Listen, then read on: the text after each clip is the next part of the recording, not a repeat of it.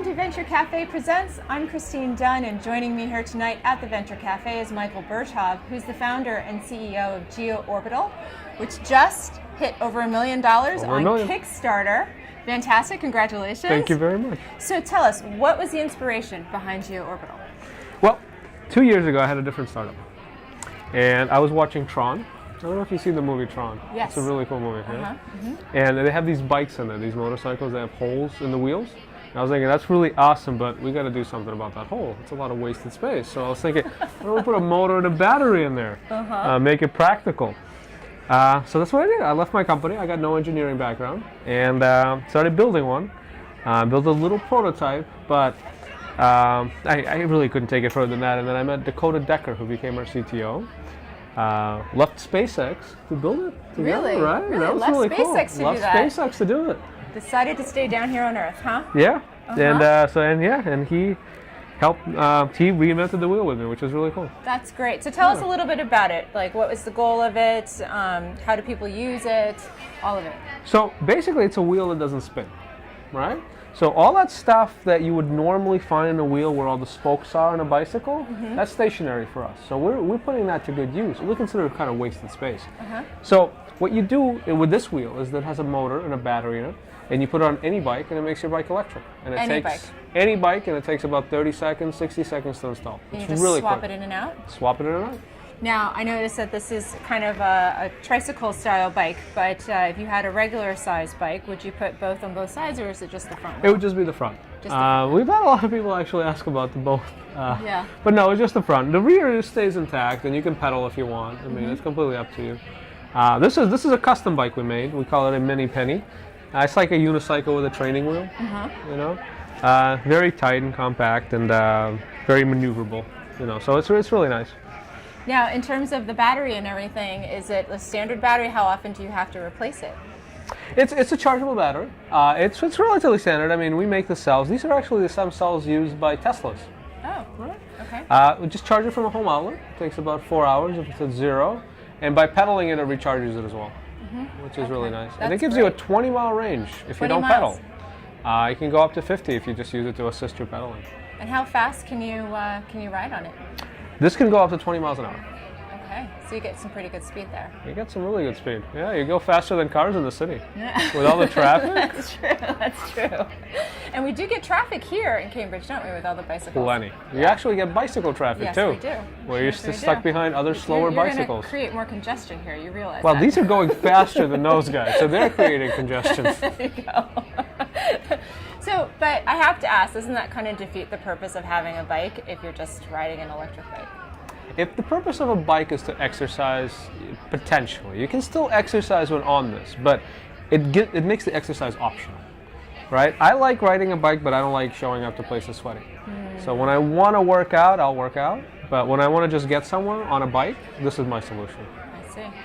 So where can we find these right now? Are they only available online, or are you selling them through stores? So right now we're on Kickstarter. We have another week to go. So by the time that you guys see this, we probably won't be there anymore. But and then after that, we'll be on our website and other retail stores, potentially Amazon, maybe even in person in a brick and mortar. Do you have people already riding them, trying them right now? Oh yeah, we have a bunch of beta testers on these. There's about 20 of these right now going around. This is actually the one I ride. I ride the mini bike, the mini penny. We have about 20 of these right now. We're making about at least 1,500 more. And are you only selling the wheels, or are you going to sell the mini penny and the frames as well? So the primary business is the wheel. It's really because it goes on any bicycle, so you put it on your own bike. But we also do sell the mini penny. People like this thing a lot. It's had a lot of advantages. And you can only do this with our kind of technology. So we are selling the mini penny as well. We don't know how long we'll be doing that for, but so far people really like these. And how much do the bikes sell for, or rather the wheels? How much do the wheels sell for? So right now on Kickstarter, they're going for $6.99. We had some early birds for $5.99, but they disappeared in like 10 minutes. For the whole wheel? Yeah, for the whole wheel. $6.99 for the whole wheel, and you put it on an e-bike. So compared to an e-bike, it's half the price, less than half the price of a comparable e-bike, and you get to use your own bike. And where are you going to be manufacturing them? So they're built and assembled in the U.S., actually locally in New Hampshire and Massachusetts. We got facilities that make the metal parts, all the connecting parts. the electronics and some other stuff comes from everywhere. We have parts come from Florida, we have parts come from Canada, from Japan. We just really use the best parts available. But it's assembled and pretty much built in the U.S. right here, like within half an hour drive from here. And if you need a replacement battery, would you get that through your website as well, or would you have to go to another retailer? Oh no, we'd sell the replacement, but these last a while. I mean, they run many charge cycles, so we haven't degraded any in 2 years of testing. Mm-hmm. But we'll definitely be, if you want an additional battery or something like that as well, we'll have them on our website. So Michael, you've been really active here at the Venture Cafe. Can you tell us a little bit about how you got involved and why you decided to get involved with the Venture Cafe?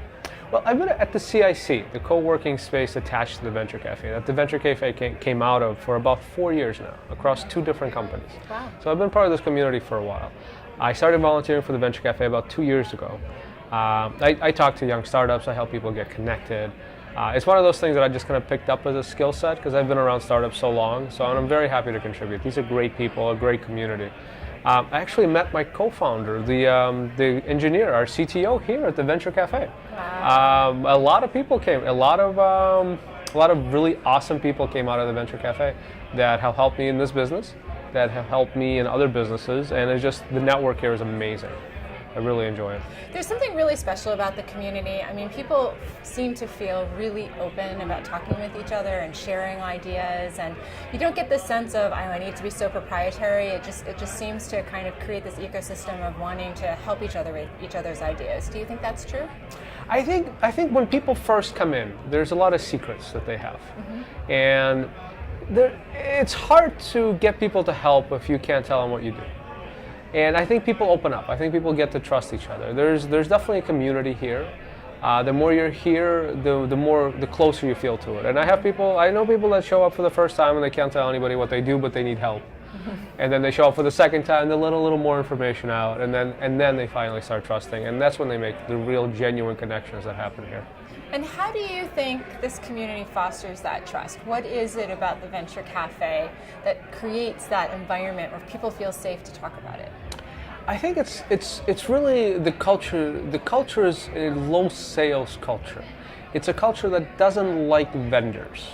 It doesn't like people selling you stuff. You're perfectly happy helping out. But if you're here to make a hard sale, this is really not the place for you. And it's really about the culture. It's the understanding. It's the diversity that the Venture Cafe built. It's connected with a great space, the CIC, that used to be known as the Cambridge Innovation Center, that attracts a lot of people. I mean, the floor we're standing on, I think Android was founded here. I think some other massive companies have been founded here. Siri was developed next door. This Facebook is a floor above us, and there's something else below us, I think Twitter, something like that. But this is really the center of innovation. The incubation this center. is really the Right. incubation center. The very office I sit in, HubSpot was founded there, the space that I'm in. So this is really where all that starts. There's a lot of massive innovation that has happened here. Blocks away from MIT, blocks away from Harvard. Right in the heart of Kendall Square. So I think this attracts good people, but I think it keeps them because of the culture. Well, Michael, congratulations. Thank you. It's great. Thank you. For Venture Cafe Presents, I'm Christine Dunn.